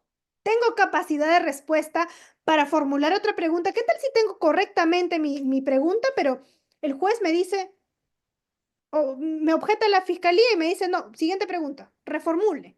¿Tengo la capacidad de respuesta para esa determinación del juez o no? ¿O ya tenía mi libreto hecho y esto me desestabiliza totalmente? Tengo que saber por eso cuál es mi objetivo. Mi objetivo en mi contrainterrogatorio es tal y de eso me tengo que ceñir.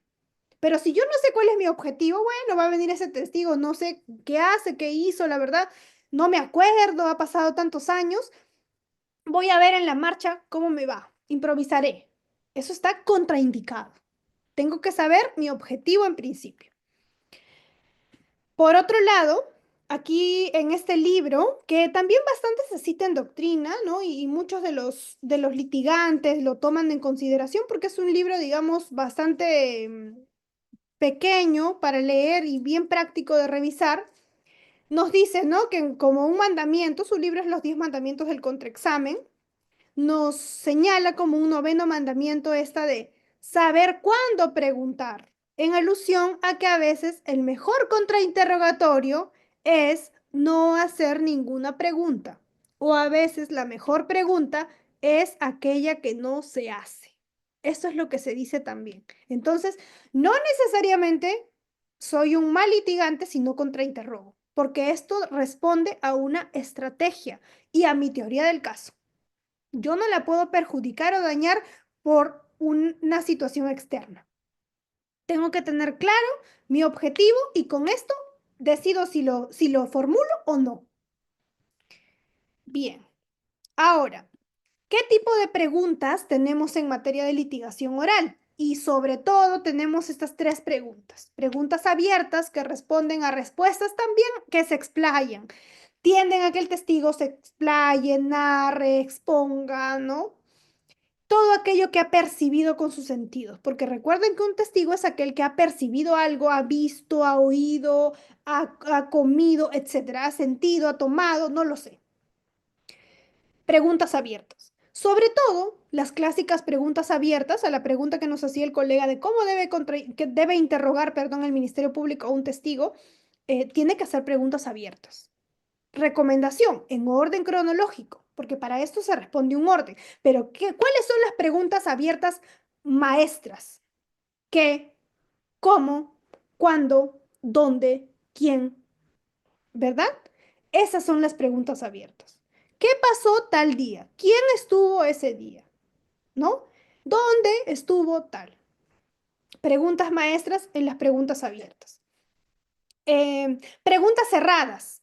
Son aquellas que se responden con un sí o con un no. ¿Estuvo ese día en la noche? ¿Ese día estuvo a la hora tal? Sí, no, listo. Una pregunta cerrada es aquella pregunta puntual que reclama también una respuesta puntual, ¿no? Se trata de que el testigo no se explaye. Yo te hago una pregunta concreta. Señor, le estoy haciendo una pregunta muy concreta. ¿Usted estuvo el día de los hechos? No, listo. No permito. No, porque yo tuve que hacer esto, pero sí estuvo tal persona. Ya, le estoy permitiendo que se explaye. Bien, entonces ese es el detalle. Y preguntas sugestivas son aquellas que se introduce la respuesta en la pregunta. Usted estuvo con un polo azul, ¿cierto? Sí. Ya le estoy introduciendo la pregunta. Diferente a la pregunta abierta. Yo no le puedo decir en preguntas abiertas, usted estuvo el día tal, ¿verdad? Usted vio tal cosa, ¿no? A usted le contaron esto, ¿verdad? No. Las preguntas abiertas, ¿qué, cómo, cuándo, dónde? Yo no puedo introducir ninguna respuesta. En el interrogatorio sí están prohibidas las preguntas sugestivas. Están prohibidas porque se introduce una respuesta que debe brindar el interrogado. Pero en el contrainterrogatorio es al revés. Sí están permitidas. De hecho, las preguntas sugestivas son las denominadas preguntas reina del contrainterrogatorio. Se tratan de aquellas preguntas que inducen, que sugieren o colocan la respuesta de manera antelada en la boca del testigo. ¿Sí? Entonces, repito, para esto, sí están permitidas en el contrainterrogatorio las preguntas abiertas, solo que no es recomendable. Aquí están las diferencias que les he hecho. El contrainterrogatorio nos permite controlar que el testigo no mienta, ¿no? Acá también es otro punto. En el contrainterrogatorio yo puedo evidenciar las contradicciones, claramente, claro que sí, sí lo puedo hacer, ¿no? Em, claro, correcto, doctor Pablo. Si el fiscal está distraído y no objeta, se da por admitida. Si es que ya respondió, ya no hay vuelta que dar. Por eso es que, como les digo, ¿no? Muchas veces en el juicio, la judicatura, el juez, la jueza dice, por favor, testigo, espere 5 segundos en su mente o 10 segundos en su mente y responda, ¿no? Pero muchas veces esto se hace tan rápido que el testigo responde, sí, ¿y qué opinas de esto? Que cuando está prohibido también una pregunta de opinión. Tienes que hacerme preguntas objetivas, abiertas, en las cuales yo pueda narrar, pero yo no te voy a brindar mi opinión sobre tal o cual cosa, porque aquí puede estar contenido también un prejuicio, ¿no? Y la idea no es hacerlo ni tan lento, ni tampoco tan rápido, porque no se entiende. Hay que hacerlo de una forma moderada. El ritmo también importa, ¿no? Em, Sí, correcto. Entonces, eso es otro punto. Sí, es que hay muchos estilos y como ustedes saben, quien dirige el interrogatorio y el contrainterrogatorio es la judicatura. El director es el juez. Entonces, depende mucho de los criterios de dirección que nos brinda previamente. Entonces, importa también eso. Le hemos dicho, señor testigo, que espere por favor 5 segundos. Ya respondió. Ya me lo dijo de manera espontánea. Entonces, el juez tiene que utilizar también su poder para dirigir en este caso. ¿Ok? Ahora, vamos a avanzar aquí también nuevamente. ¿Qué hacer si un testigo no quiere contestar o evade a nuestras preguntas? Lo que ya les decía, ¿no?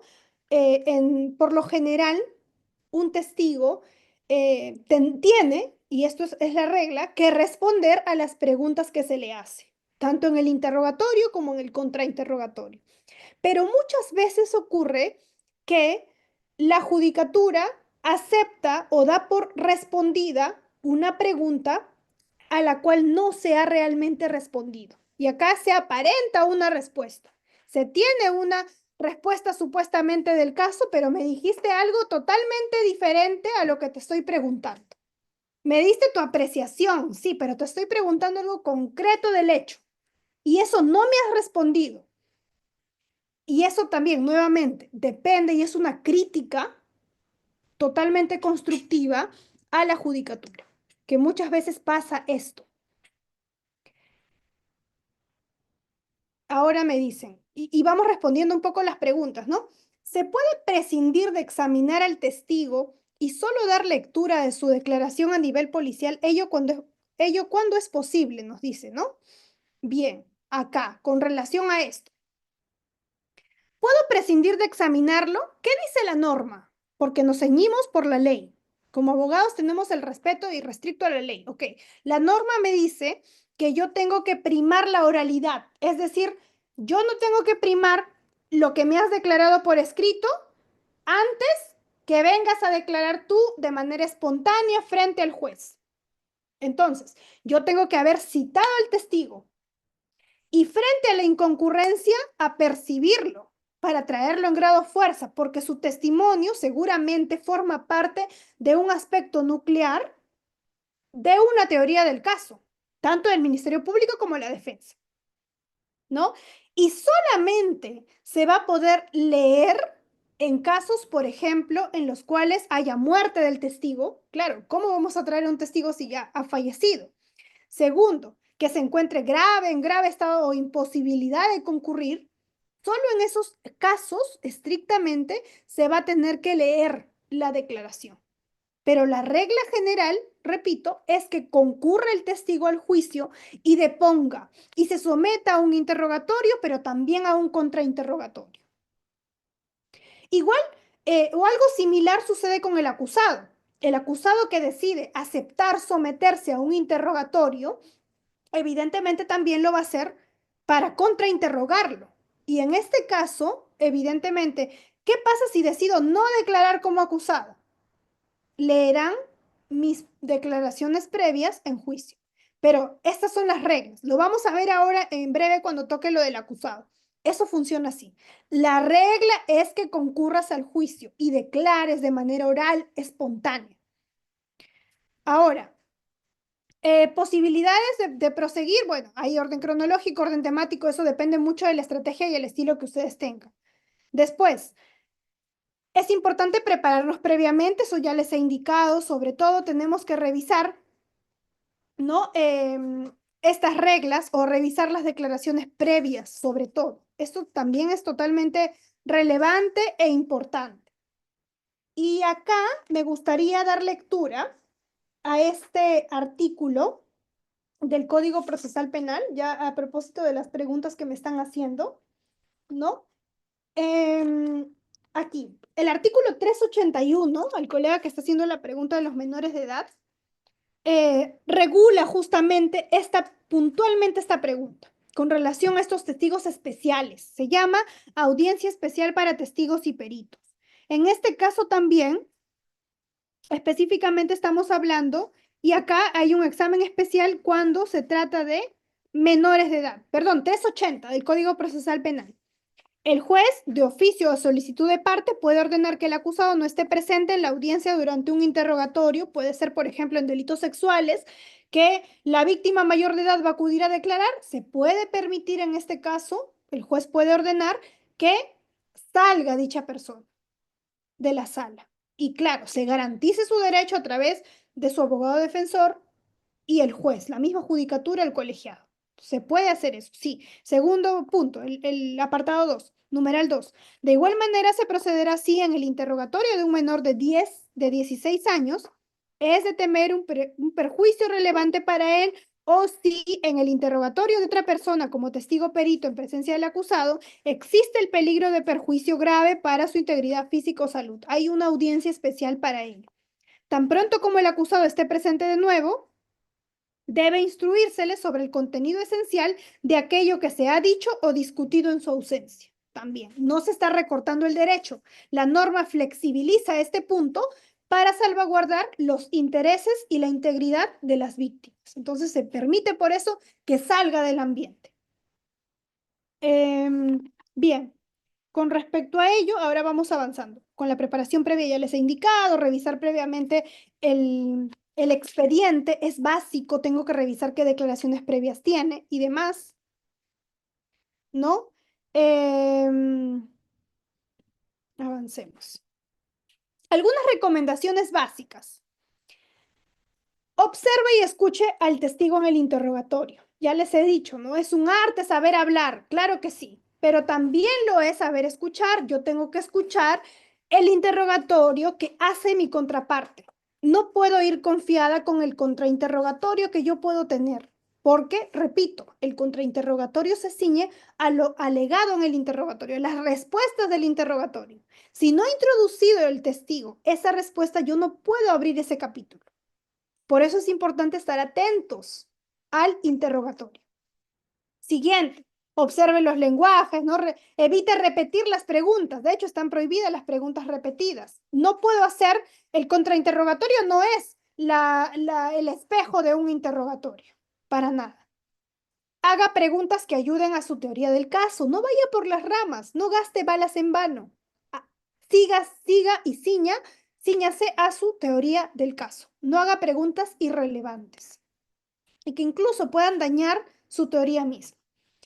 No pida al testigo que explique, porque aquí se pierde el control. Ya les he dicho también que no sabemos muchas veces qué va a decir el testigo. Tenemos alguna referencia, pero ¿acaso sabemos específicamente en el minuto tal qué va a decir o qué no? No lo sabemos, no podemos saber el futuro. Por tanto, hay que evitar o minimizar los riesgos a través de estas recomendaciones muy básicas. Siguientes recomendaciones: no pregunte sin saber las respuestas, comience y termine fuerte, deténgase cuando haya terminado, ¿no? Evite preguntas como qué, quién, dónde. Las preguntas abiertas no están prohibidas, pero no son recomendables. Esto también es importante. Ok, siguiente. Siempre debemos contraexaminar, eso es lo que hemos indicado, ¿no? Las preguntas que hemos hecho. Ahora, algunos otros comportamientos esperados de un contrainterrogador. Tenemos aquí algunos otros puntos que se han podido identificar. Por ejemplo, asuma un rol activo. No solo escuche, también participe, de ser el caso. Sea flexible, adáptese mucho al interrogatorio que ya se tiene. Adáptese al tiempo, en tiempo real y no solamente lea el contrainterrogatorio que ha podido preparar. Actúe de manera diligente e inteligente. Considere quién es el interrogado. Yo no le puedo hacer preguntas técnicas a un testigo. Por lo general tengo que utilizar un lenguaje claro, accesible, sencillo. Defina si interrogará de manera temática, cronológica u otra forma. Es el estilo que usted tenga. Siguiente. Aprenda a detenerse en el momento oportuno, limite sus temas de contraexamen a aquellos puntos que sean indispensables. Les he dicho, no hagan preguntas irrelevantes, sean coherentes con sus actuaciones, ¿no? Escuche con atención las respuestas y la conclusión del contraexamen se va a explicar, argumentar en los alegatos de clausura. ¿Sobre qué materia puedo confrontar? Tengo que identificar para esto las omisiones, las inconsistencias, las contradicciones, focalizar esta actividad utilizando como criterio de discriminación nuestra teoría del caso. También tengo que utilizar aquellas situaciones que recaigan sobre aspectos esenciales o de importancia para nuestro caso, ¿no? Etcétera. Entonces, son muchos aspectos que vamos a tener que tomar en consideración. Ahora, seguimos. Aquí tengo algunas estructuras que he tomado de este manual que son bastante interesantes porque permite graficar de alguna forma un contrainterrogatorio que busca, por ejemplo, restar credibilidad al testigo o veracidad al testimonio o también resaltar alguna información dada por el testigo. Para esto, comience haciendo preguntas para obtener respuestas afirmativas, ¿no? Le hago una pregunta, ¿cierto? Esto dijo, ¿verdad? Por ejemplo, señor Josué, acaba de decirnos que usted estuvo el día de los hechos en tal lugar, en la Panamericana del Norte, ¿verdad? Sí, correcto. Ok, y estas son algunos tips que se utilizan y que se recomiendan.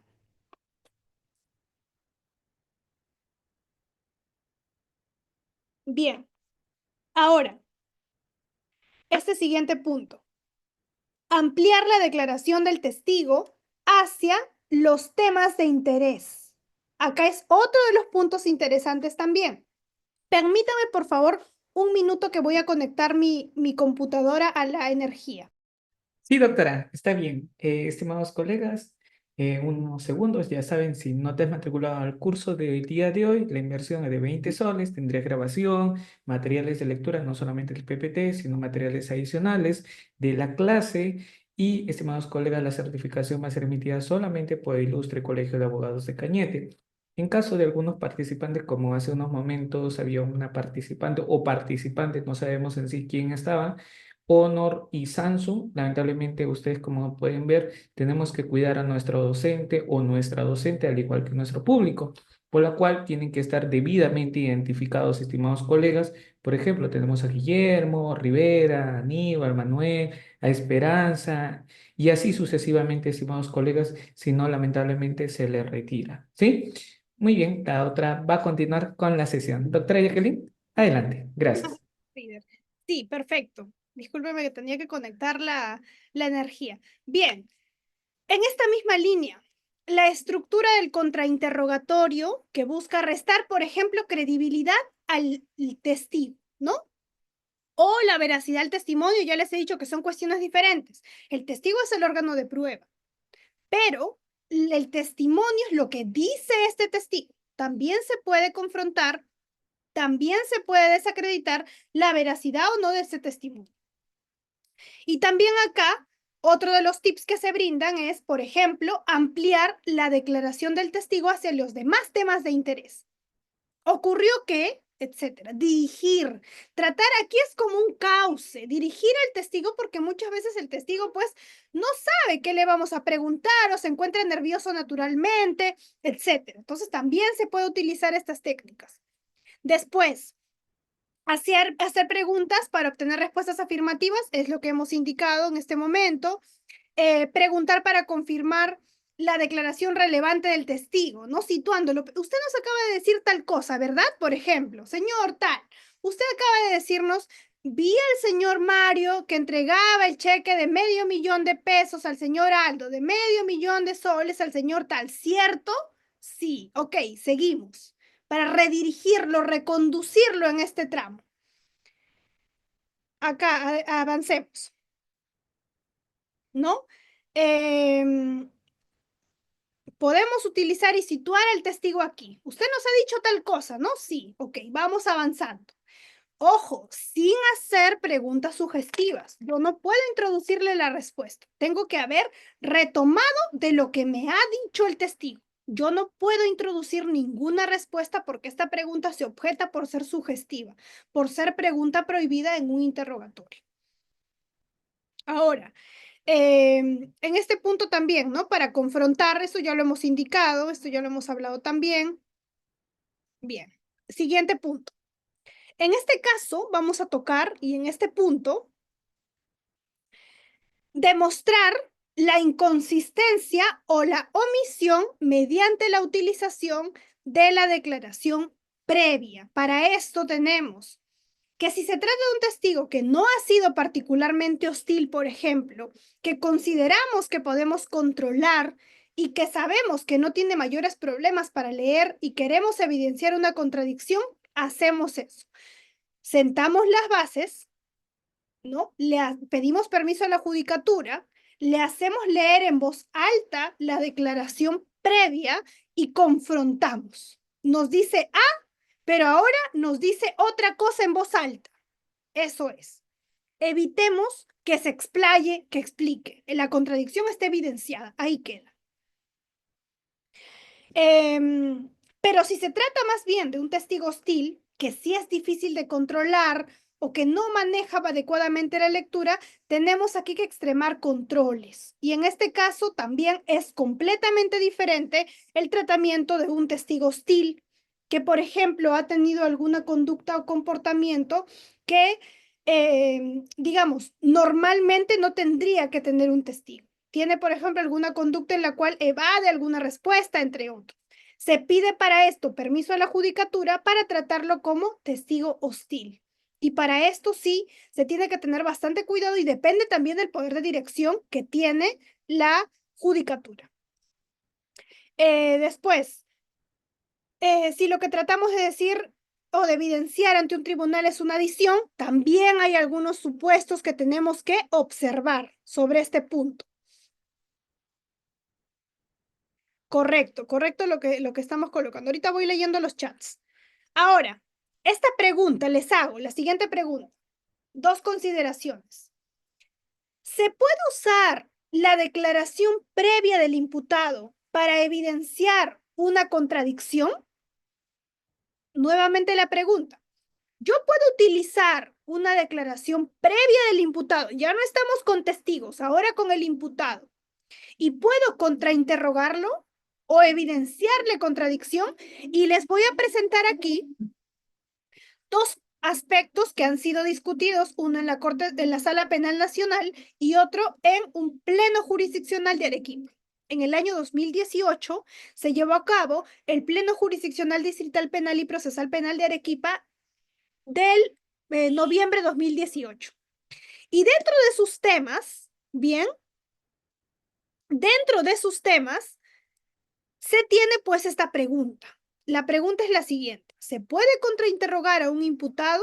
Y la posición que adoptan aquí es: no está permitido, nos dice, el uso de declaración previa del imputado para evidenciar contradicciones en su versión. Porque, uno, nos dice, la declaración del acusado es un acto defensivo, no un medio de prueba, como sí lo es el de un testigo. Dos, que la regulación normativa de la declaración del imputado es distinta de la declaración del testigo. Y tres, el uso de la declaración previa está regulada solo para peritos y testigos, más no para el imputado. ¿Qué opinan ustedes? ¿Están de acuerdo o no con este criterio de Arequipa, del pleno jurisdiccional que hicieron todos los jueces y se reunieron para discutir este punto? Dicen que no está permitido utilizar declaraciones previas porque este tratamiento está exclusivamente dirigido para testigos y peritos. También tenemos en ese mismo año un acuerdo plenario 3/2018 de la Sala Penal Nacional, de diciembre del año 2018, es decir, al mes siguiente, que en el fundamento jurídico 17º indica lo siguiente: a tenor de lo dispuesto en el artículo 376.1 del Código Procesal Penal, es posible la lectura de la declaración previa del imputado en caso se rehúse a declarar en el plenario, o sea, diga, no quiero declarar, porque es un derecho también. En esta línea de razonamiento, nada obsta a que se pueda usar esa declaración previa con la finalidad de evidenciar una contradicción con una declaración en juicio oral, ¿no? Prestada en virtud de un acto derivado de la autonomía del imputado como sujeto procesal y que además tiene la posibilidad latente de guardar silencio. ¿Se puede utilizar su declaración? Nos dicen sí. Ese es otro de los criterios. Que si el perdón, que si el acusado no quiere declarar, quiero hacer uso de mi derecho a guardar silencio, ¿no? ¿Qué se hace? Se lee su declaración previa. Y conforme este acuerdo plenario 3/2018, se puede evidenciar contradicción entre la lectura de esta declaración y otras declaraciones en juicio. Bien, eso es otro de los criterios que se ha tomado en cuenta. Y correcto lo que nos dicen aquí los colegas. El imputado no es un órgano de prueba, no es el mismo tratamiento que como el órgano que sí lo es, que es el testigo, que es el perito, ¿no? Y por tanto, acá están las reglas que se están imponiendo. ¿Qué pasa si este acusado dice, no quiero declarar? ¿Está en su derecho? Sí, le reviste el derecho a guardar silencio. Pero ¿qué pasa con su declaración previa? Como no declaro, ya no la utilizo, conforme las reglas del código, si no declaro, puedo utilizar las declaraciones previas y hacer lectura de estas. Bien, estas son las dos posiciones que se tienen a continuación. Otro de los puntos, acá tenemos a los peritos como declarantes, algunas particularidades. Los peritos no han percibido los hechos materia de juicio en forma directa. Esto también es otro de los puntos. Hemos hablado bastante de los testigos, pero lo cierto es que en el caso de peritos, que son, digamos, especialistas en la materia, expertos en la materia, que ayudan a ilustrar a un juez acerca de una especialidad o un ámbito de su especialidad, se rige también y las reglas son las mismas que para los testigos. Es la misma regla, solamente que estamos hablando de otra categoría de órgano de prueba, que es un perito, una persona experta, preparada, que conoce sobre un aspecto de la ciencia o una especialidad puntualmente. Bien. Aquí nos han preguntado qué pasa si el testigo, claro, eso ya lo hemos indicado al inicio. Si el testigo miente, es un delito. Eso está tipificado como un delito. El testigo no puede mentir. El testigo está obligado Uno, a comparecer al proceso, al llamado. Dos, a declarar. Y tres, a declarar con la verdad. O sea, no solamente voy a ir y voy a decir cualquier mentira o cualquier tema. Tengo que comprender de que si yo miento en juicio, cometo un delito. ¿Bien? Ok. Acá estamos hablando, vamos ciñéndonos un poco a los testigos. Como les decía, las reglas son las mismas que para los, perdón, para los peritos. Las reglas son las mismas tal cual que para las de un testigo. Se rigen todas estas normas que reglamentan la prueba de testigos. Pero la diferencia entre un testigo y perito, además de ser un experto especializado en cierta materia que ayuda a ilustrar a la judicatura, también emite un producto. Este producto se llama informe pericial. El informe pericial también va a tener que ser revisado, ¿no? Y va a emitir una opinión técnica, una opinión experta ante el juzgador. Y esta opinión experta es la que sí importa. El testigo no me va a decir, a mí me pareció que fue tal, porque yo lo veía y a mí me parece que es un prejuicio, eso está prohibido en la pregunta de opinión.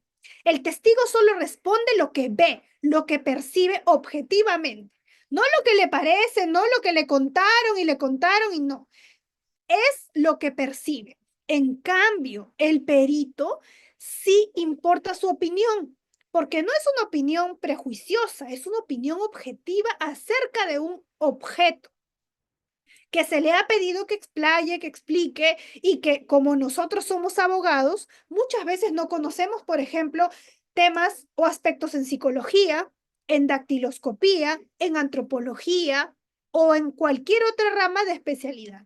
Esto sirve para ilustrar al tribunal su opinión técnica, ¿sí?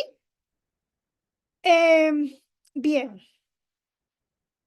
ahora, el examen y contraexamen del perito. Ya les he dicho que se rige a las mismas reglas, ¿no? Consiste sobre todo en tener una mejor explicación sobre la comprobación de que se ha efectuado respecto al objeto de la pericia. El perito sí hace un producto, como les he dicho, que es un informe pericial, que siguen presupuestos, que siguen un esquema, propiamente un procedimiento, que conforme a la norma, el mismo Código Procesal Penal lo exige. Y es esta misma persona que va a brindar esta opinión técnica para ilustrar al tribunal en el juicio, ¿no? Si tenemos, por ejemplo, y acá viene lo del debate pericial, ¿no? Importante aquí. Si tenemos discrepancia entre un informe pericial y otro, entonces tenemos lo que se conoce como el debate pericial.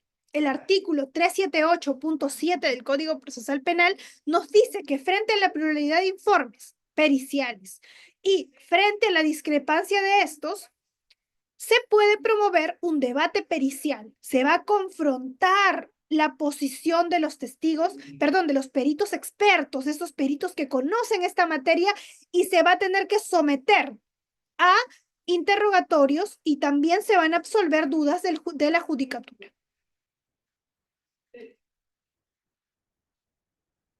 Correcto lo que dice nuestro colega. También las preguntas que vamos a hacerle al perito tienen que ser estratégicas, correcto. No podemos salir de pesca, como nos dice él. Correcto, así es. No hacer preguntas que nos pueden perjudicar o que pueden poner en jaque a nuestra teoría del caso. Para ir avanzando y cerrando también y darles el pase, algunas preguntas para el contraexamen, aquí también y conocer un poco acerca de este perito, si es que ha tenido algunas denuncias, algunas cuestiones relativas a su oficio, profesión, algún vínculo de amistad que pueda tener, etcétera, ¿no? Que pueda de alguna manera comprometer la objetividad que está obligado a mantener ante un producto como un informe pericial. Esto es igual más de esto. Ámbitos a tratar en el contraexamen de peritos, tenemos que identificar la experticia del perito, la relación previa, esto un poco más de lo anterior, en forma de resumen. Bien, conforme al tiempo que se me ha otorgado, les agradezco mucho la atención prestada y quedo atenta a las dudas que tengan a bien formular. Ah, solo antes, sobre esta pregunta que nos están haciendo del redirecto, claro. Como les he dicho, el contrainterrogatorio, el interrogatorio, que es una primera fase, digamos, el primer round, Ministerio Público interroga, defensa contrainterroga y al revés. Y hay un segundo round que es el redirecto. El redirecto, la pregunta que nos hace el colega bastante importante para cerrar, es justamente lo que ahora ya no se ciña al interrogatorio como el contrainterrogatorio propiamente lo hace, sino aquí tenemos que ceñirnos de este contrainterrogatorio. Ministerio Público quiere hacer un redirecto, quiero atacar estos puntos que han podido quedar flojos o sueltos en mi teoría del caso, que se han logrado desacreditar. Entonces utilizo el redirecto. Y si la defensa lo quiere hacer también, conforme al mismo derecho, sería el recontradirecto. Bien, muchísimas gracias por la atención prestada y por la asistencia. Veo que es una concurrencia, siempre un gusto contar con Udiápolis, mi casa, mi familia, así que gracias y quedo atenta a las preguntas. Muchísimas gracias. Muchas gracias, doctora. Al contrario a usted, muy felices volverla a ver nuevamente después de un tiempo, pero como siempre decimos y usted lo confirma, es su casa, Udiápolis. Estimados colegas, en estos momentos vamos a pasar solamente a dos preguntas, porque luego tenemos una ponencia con el doctor Omar Chaña referente a etapa de juzgamiento, porque ustedes saben, con Udiápolis todos los días hay capacitaciones. Estimado Elber, ¿cómo estás? Buenas noches. Elber Fernández, por favor, ahí está el link. ¿Sí? ¿Puedes activar tu audio? Ok, listo. Elber, por favor, Mucho, puntual, doctora. ¿sí? Gracias. En una, por ejemplo, en una audiencia sobre violencia familiar, sobre acoso agravado, la demandante puede citar a la mamá, a la hermana, a la hija, sabiendo que ellas van a hablar a favor. ¿Eso es factible? Muy bien. En relación a esta pregunta, importante es que quienes proponen a un testigo o perito para cualquiera de estas fases, y sobre todo en la etapa de juicio, es el Ministerio Público o es la defensa. El testigo no puede proponer propiamente porque no es parte en un proceso. Sin embargo, entiendo un poco el trasfondo de su pregunta y esto forma parte también de un problema un tanto estructural que muchas veces se toma en consideración. Una declaración del testigo que se corrobora con otra periférica o u otra de un testigo de oídas. Por ejemplo, en este caso, o en un delito X, ¿no? Me robaron, me asaltaron, me arrebataron el teléfono en la esquina de mi casa, ¿ok? Entonces, yo se lo conté a mi mamá y mi mamá le contó a mi abuela y mi abuela a mi hermana. Entonces, fiscalía llama a declarar, lo estoy poniendo de una manera burda, pero así sucede y ese problema lo tenemos actualmente, llama a Jacqueline, a su mamá, a su abuela y a su hermana al juicio para hablar primero, Jacqueline, de cómo le robaron, que es importante, claro. Segundo, su mamá, cómo le contó Jacqueline que le robaron. Su abuela, cómo le contó la mamá de Jacqueline que le robaron a Jacqueline. Y la hermana también, cómo tomó conocimiento de eso. Díganme si eso forma parte de una corroboración periférica del hecho. A mi consideración, no. Pero lamentablemente son problemas estructurales que vamos teniendo en la actualidad y que a falta de la corroboración periférica que se debe exigir son criterios mínimos de corroboración que yo debo brindar. Por ejemplo, cámaras, y si no hay cámaras, algún testigo, y si no hay testigos, alguna cuestión que me sitúe en ese momento y que pueda acreditar efectivamente el hecho y no lo que yo le conté a una tercera persona y así sucesivamente. Muchas gracias. Muchas gracias a usted, doctora, y como dicen nuestros participantes, excelente exposición. Es que ciertamente es muy excelente exposición de la doctora Jacqueline. Por algo también está difundiendo la academia en diferentes instituciones, también en las universidades. Doctora, la felicito mucho y es un honor tenerla en Udiápolis. Estimado Camilo, por favor, con usted cerramos una pregunta, ser puntual. Gracias. Gracias, doctor Rieder, por el pase. Doctora López, buenas noches. Un gusto nuevamente saludar a la doctora. Doctora, puntualmente, como dice el doctor Rieder, ¿cómo usted, qué opinión tiene para salvar esta situación, este escenario? Declara un testigo, los juicios se demoran, lógicamente, pasa el título de los procedimientos, control de acusación, pero en el devenir del señalamiento de fechas, ¿no? Ocurre que este testigo, por la edad, ¿no? Tiene un impedimento, una discapacidad. El código prevé que solamente se puede oralizar las declaraciones de testigos actuadas mediante exhorto, ¿no? El testigo está en el hospital, es adulto mayor. ¿Cómo se salvaría, doctora? ¿Es posible leer su declaración previa? Ojo, que parece que no está regulado. ¿Cómo usted salvaría esta situación? El Gracias. testigo se encuentra, perdón, el testigo está mal de salud. Claro, no escucha, digamos, no es posible preguntarle, pero de repente quiere declarar, pero ya declaró ya 2, 3 años atrás, ¿no? Por eso le decía, en el devenir del tiempo, el transcurso del tiempo, esto se genera, ya fue ofrecido como órgano de prueba, pero se Correcto. presenta esta situación. ¿Cómo se salvaría? ¿Es posible su lectura siempre, aún así? Bien, en estos casos hay que ver mucho algunos contextos adicionales, pero de forma general voy a responder esto. Existen algunas herramientas procesales, como por ejemplo la prueba anticipada. El uso de prueba anticipada que implica ponernos en una situación como si fuese un juicio, llamar a todas las partes, que tiene que estar regulado con las debidas garantías, y someter a un interrogatorio a dicha persona por esta situación. Pero si se torna imposible, porque ojo que la regla para que una persona testifique es que esté en capacidad de hacerlo. Si yo no puedo escuchar correctamente, si no puedo entender muy bien lo que me dicen, entonces mi declaración evidentemente no es no voy a poder declarar espontáneamente sobre los hechos. ¿Qué se hace respecto a esto? En juicio se va a tener que leer su declaración previa. Si ella ya declaró, si esta persona ya declaró, se va a leer la misma, utilizando la regla y la regulación del juicio. Entonces, es importante saber, ¿tiene capacidad para responder? Capacidad implica saber escuchar, saber entender, porque puedo utilizar también a un intérprete, ¿no? Por ejemplo, a una persona, lenguaje de señas y demás. No le hace el hecho de ser, por ejemplo, sorda, no hace que no pueda presentarse en juicio. Claramente la judicatura tiene que utilizar también estas otras herramientas y sin discriminar a este testigo poder aceptar su participación, pero mucho depende de las cuestiones del propio caso concreto. Muchas gracias.